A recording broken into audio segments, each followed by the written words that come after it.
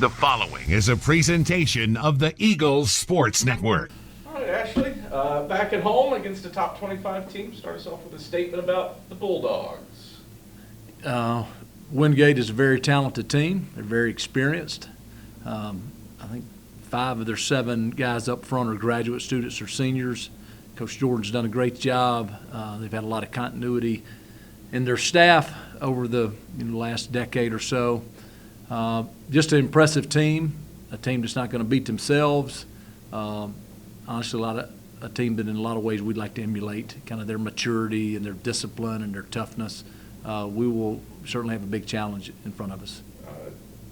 Team that's been known for its defense here over the last decade plus. What sticks out to you about what makes them so good? Well, they have very talented players. They've had a lot of continuity on the defensive staff. Obviously, they just promoted their defensive coordinator to head coach. They promoted their defensive line coach to defensive coordinator. Both of them have, I think, a combined 25-plus years at Wingate. Good players who are older. They have a system. They know what they want to do. So, no, just impressive. You bring up a talented player. I think you have to bring up Marquise Fleming, reigning SAC Defensive Player of the Year. He's 3rd among all players in all divisions in career sacks among active players, and he's 5.5 away from setting the SAC career record for sacks. What makes him a load to deal with up front? He's talented. He's an older guy. He's got experience. He's tough. He's one of those guys when you turn the film on, you notice him not right away. So, I wish he would have transferred and went somewhere else, but I guess he chose to stay. No, but he's impressive. He's just a very, very good football player. Look at the growth for your team. Back-to-back 50-point games to start a season. One with a new offense is crazy enough as it is. Right. It's never happened in the history of this football program. Are you surprised? Are you? What is your feeling about how this team has performed through 2 weeks? I'm pleased with what we're doing. We're still growing. We're not even close to being the kind of offense or the kind of football team that we aspire to be. But it'd be hard to say I'm disappointed. I'm disappointed in maybe some of the we had too many penalties last week. We had some balls on the ground, but to come out of the gate and play well, I'm excited about that. Now, that being said, I think the challenge this week, from Wingate is another level. So if we can continue to have success against these guys, maybe I'd be a little more impressed. You bring up the penalties. I think the first moment I met you, one of the things that you brought up about your teams at the Navy not penalized. Right. How crazy did 13 for 80 or whatever yards against the state? How much did that drive you insane? Well, it didn't drive me insane, but I didn't like it. So I did the math, and I shared this with the team yesterday. I coached at the Naval Academy 191 games, and we averaged 3.77 penalties a game. And to have 13 did not set well with me. We just won't beat good teams if we continue to do that. We will not beat the team we're playing this weekend if we're the self-inflicted wounds and things like that. How do you coach? Obviously, you've had great success coaching that through the years. How do you instill that? When you're working on instilling so many. Right. I think the thing, like everything, is the guys got to understand what the standard is and what's going to be acceptable, what's not acceptable. And I think if we're demanding and we point them out to them and we show them, and if we don't get them corrected, then those people don't get to play. I think that's ultimately the way it is. And about putting a young man on the field, it really comes down to trust.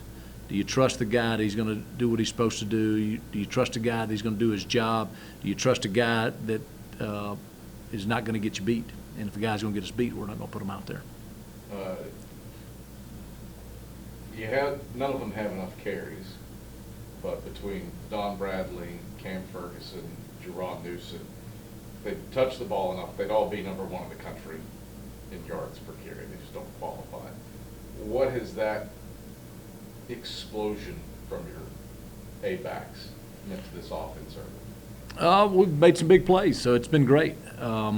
Again, we're still wanting to get the fullback going a little more. Obviously, like to get a little more out of our QBs, but it's been great. We can get the ball pitched and we can block on the perimeter. Really, when you have those explosive plays, it's a QB that's got the ball to the right guy. It's a wide receiver and a slot that's done their job on the perimeter. So this is the ultimate team offense. So it's been great, and hopefully we'll keep having success. So you want to get the fullback going. How much of that, though, is based on how Ron Hart and West Virginia State defended you? I think it's some of that, and then I think the other part of it's we're just kind of in the infancy of this offense, and some of the plays that we'd like to get going, we're just really maybe not good enough at them right now. So we're kind of limited to what we're doing. Wingate's defense, a lot's made about that, but pretty good quarterback in Brooks Bentley. Yep. Among the nation's leaders in completion percentage last year. He's Right. Continued that trend this year. What sticks out to you about his skill set? He seems to me like he's just a reflection of the program. They're efficient, they're tough-minded, they're not going to make a lot of mistakes. They're going to, kind of take what you give them. So it seems to me like he's just a reflection of the program. I think he's a very talented player, obviously a young guy that's come in and won a lot of games. I think as a program, I think they've won 8 games every year since 2016, 8 or more. So, no, just an impressive program. It is the reunion weekend for the '84 championship team, and the '84 championship team's coming back. Well, then '83 and '86 and '88 and '89 are going to be there as well. What's it mean to you as a first-year head coach to have a lot of alums back who are invested in this program? Right. Well, when you talk about Carson-Newman football, you certainly, 5 national championships is what you think about, and you think of Coach Sparks' legacy.